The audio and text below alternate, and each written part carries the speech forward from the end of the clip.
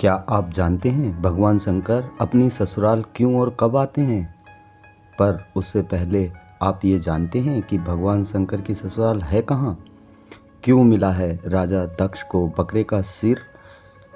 क्यों 51 शक्तिपीठ इतने प्रसिद्ध हैं? कैसे हुई 51 शक्तिपीठ की शुरुआत? क्यों सती माँ को पार्वती के रूप में आना पड़ा? आइए जानते हैं मेरे साथ। मैं सत्यवीर स्वागत करता हूँ आपके अपने सत्यवीर सिंह के ब्लॉग में। दोस्तों, माता रानी के 51 शक्तिपीठों का रहस्य क्या है, आज हम पता करने की कोशिश करेंगे। माँ दुर्गा के 9 रूपों के बारे में तो हर कोई जानता है, क्योंकि नवरात्रों में हम इन्हीं स्वरूपों की पूजा करते हैं।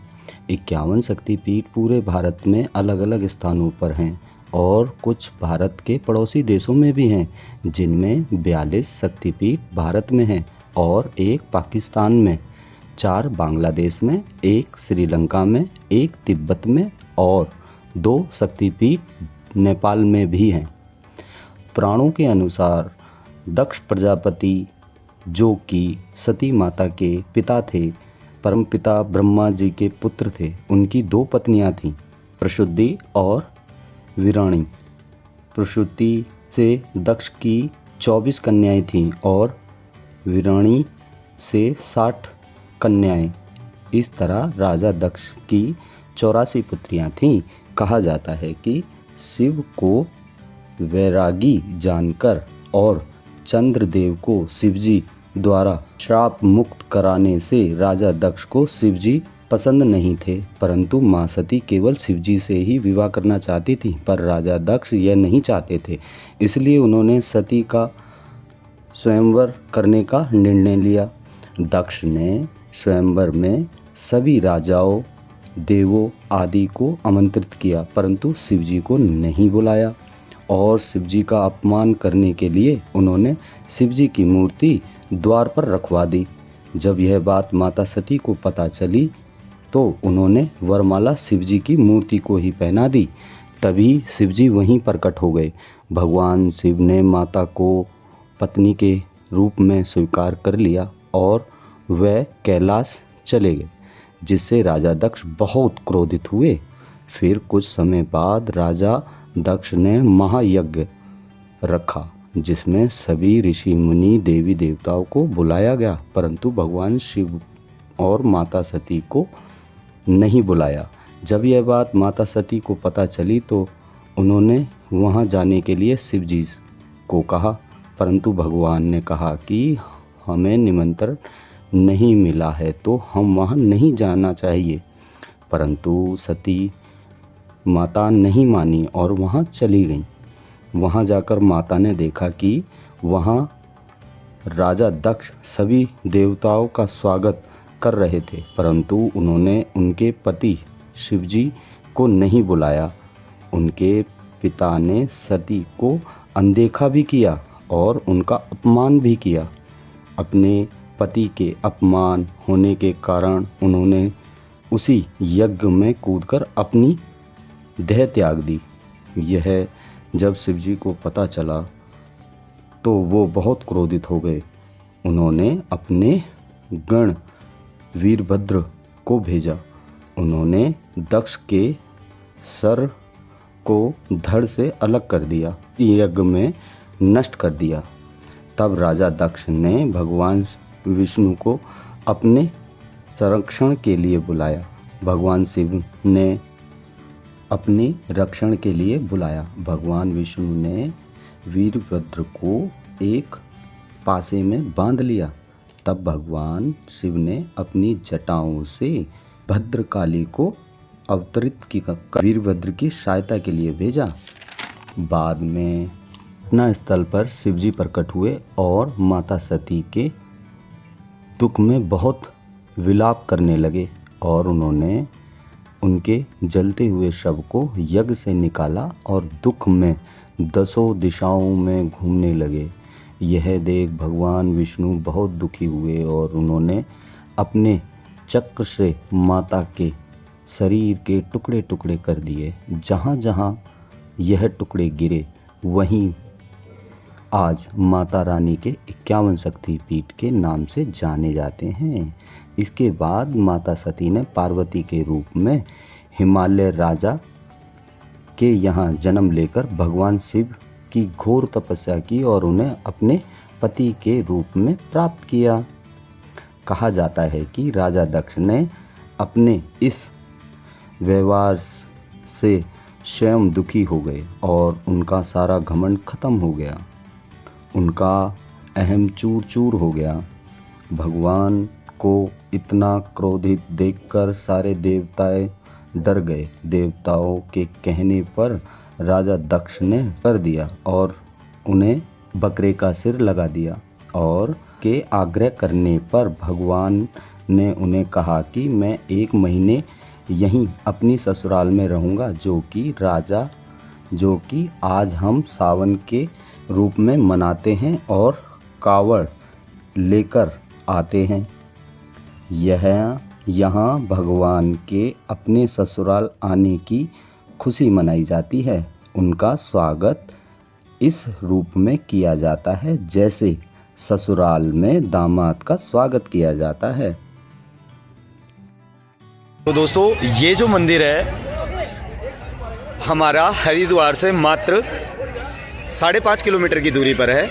आप वहाँ से रिक्शा कर 20-20 रुपये में दक्ष मंदिर आ सकते हैं। ये दक्ष मंदिर के नाम से जाने जाते हैं।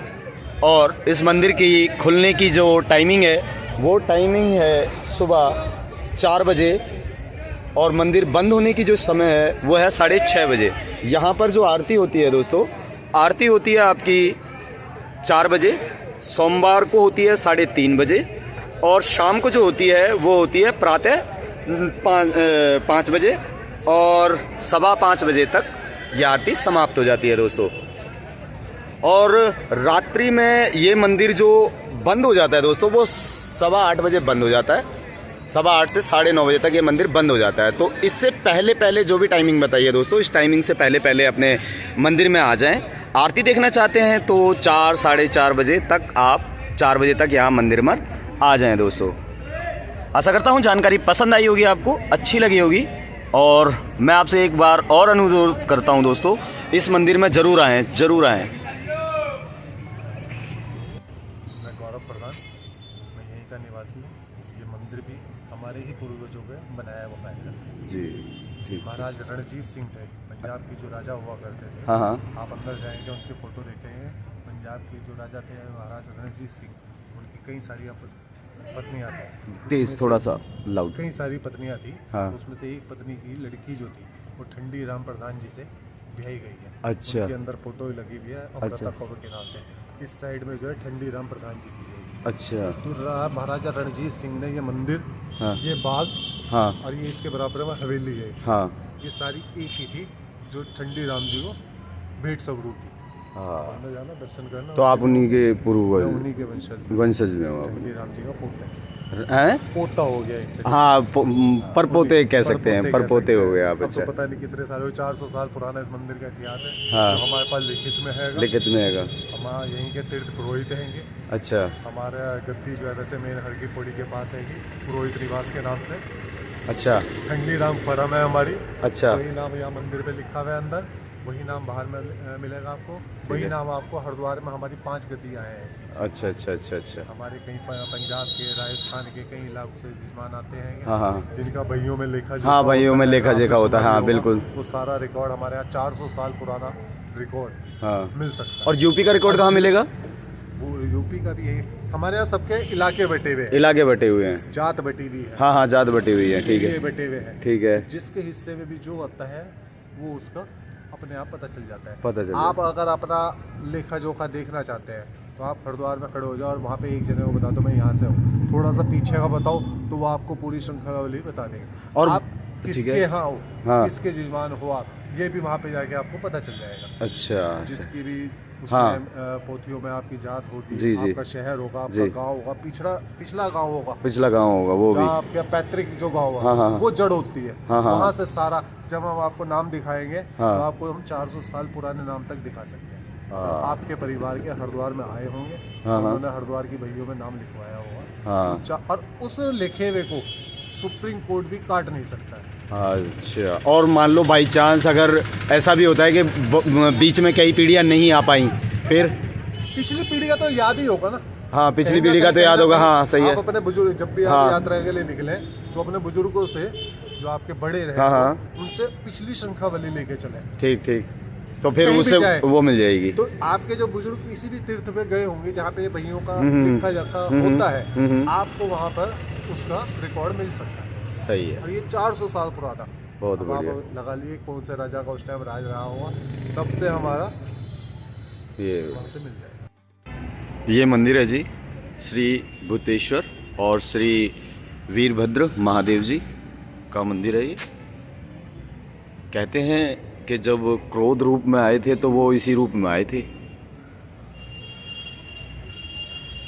जब ये इनकी कहानी बताओ थोड़ी सी। जब भगवान शंकर ने वीरभद्र को भेजा था, हाँ राजा दक्ष का जो यज्ञ था उससे अपमानित होकर इसमें जो है कुंड में दाह संस्कार कर दिया था। तो उसके क्रोध में आकर के शंकर ने जो है ये कह दिया था कि मैं सब कुछ मिटा के रख दूंगा, तहस नहस कर दूंगा। तहस नहस कर दूंगा। तो राजा दक्ष को मारने के लिए वीरभद्र का रूप प्रकट करवा करके वीरभद्र को भेजा था, ठीक जो है। उनकी जटा से पैदा हुआ था। ठीक है, जटा जब उन्होंने धरती में मारी तो वीरभद्र प्रकट हुए। ठीक है, वीरभद्र जब आए तो उन्होंने यहाँ पे सब तहस नहस कर दिया। ठीक है। राजा जो था दक्ष, जो बड़ा हाँ। घमंड था, हाँ। उसका भी शीश काट दिया। कहते हैं ना कि मैं होती है आदमी की, हाँ, मैं को घमंड, निकाल दिया। घमंड। तो उसके जो है वो मैं का घमंड जो उसे दिया था वो बकरे का शीश लगा के दिया था। बकरे का बकरा शीश लगा, हमेशा जब मैं- उनकी मतलब शीश काट दिया उनका वीरभद्र जी ने। जैसे बकरा हमेशा मैं करता है, हाँ, हाँ, हाँ। कहते हैं मैं किसी की नहीं होती। मैं किसी की नहीं होती। हाँ, अहंकार, ठीक ठीक ठीक। मैं जो है अहंकार में आ गया। बिल्कुल। अहंकार किसी का नहीं होता। हाँ,